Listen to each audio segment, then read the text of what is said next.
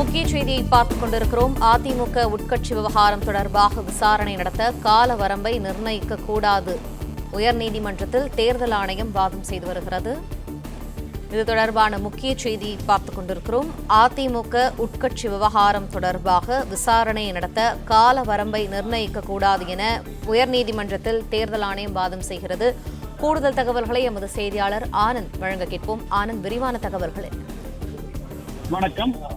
அதிமுக பொதுச் செயலாளராக எடப்பாடி பழனிசாமி தேர்ந்தெடுக்கப்பட்டது மற்றும் அதிமுகவுடைய பொதுக்குழுவில் நிறைவேற்றப்பட்ட தீர்மானங்களுக்கு எதிராக அதனை ஏற்கக்கூடாது என கூறி உரிமையின் வழக்கு முடிக்கும் வரை கட்சி இரட்டை இலை சின்னம் ஒதுக்கக்கூடாது என கோரி தேர்தல் ஆணையத்திற்கு மனு அளித்ததாகவும் அந்த மனு மீது நடவடிக்கை எடுக்க உத்தரவிட வேண்டும் என கோரி சென்னை உயர்நீதிமன்றத்தில் வழக்கு தாக்கல் செய்யப்பட்டது.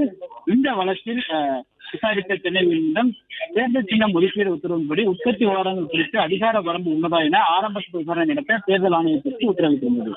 உயர்நீதிமன்றத்தில் இந்த உத்தரவை பிறப்பித்தது 7 வாரங்கள் கடந்த பின்னரும் அதிகார வரம்பு குறித்து இதுவரை தேர்தல் ஆணையம் எந்த முடிவும் எடுக்கவில்லை என கூறி ஆரம்ப கட்ட விசாரணைக்கு கால வரம்பு நிர்ணயிக்க வேண்டும் என கூறி அதிமுக பொதுச் செயலாளர் தரப்பில் புதிய மனு தாக்கல் செய்யப்பட்டது. இந்த இது 2021 ஆண்டு சட்டமன்ற தேர்தலுக்கு தயாராக உள்ள சூழ்நிலை உள்ளதால் தேர்தல் ஆணையம் ஆரம்ப கட்ட விசாரணை நடத்தாமல் இருப்பது தேவையற்றது எனவும் தேவையில்லாத தவறான தகவல்களை பரப்ப வழிவகுக்கும் தெரிவிக்கப்பட்டது. மேலும் தேர்தல் நெருங்கும் நேரத்தில் கட்சி விரோத நடவடிக்கையில் ஈடுபடுவோர் இதனை தங்களுக்கு சாதகமாக பயன்படுத்த வாய்ப்புள்ளதால் ஆரம்ப கட்ட விசாரணையை தேர்தல் ஆணையம் தாமதப்படுத்துவதை தவிர்க்க வேண்டும் எனவும் எடப்பாடி பழனிசாமி தரப்பில் கோரப்பட்டது. இந்த வழக்கை உயர்நீதிமன்ற நீதிபதி ஆர் சுப்பிரமணியன் மற்றும் கே சுரேந்தர் ஆகியோர் அடங்கிய அமர்வில் விசாரணை கொண்டது.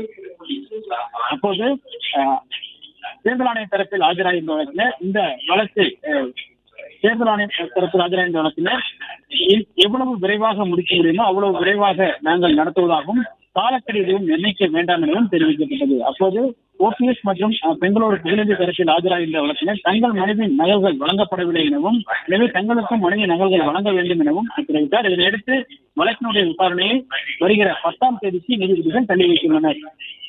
பிளே ஸ்டோர் மற்றும் ஆப் ஸ்டோரில் இருந்து பாலிமர் செயலியை QR கோடு மூலம் பதிவிறக்கம் செய்யுங்கள். செய்திகளை உடனுக்குடன் பெறுங்கள்.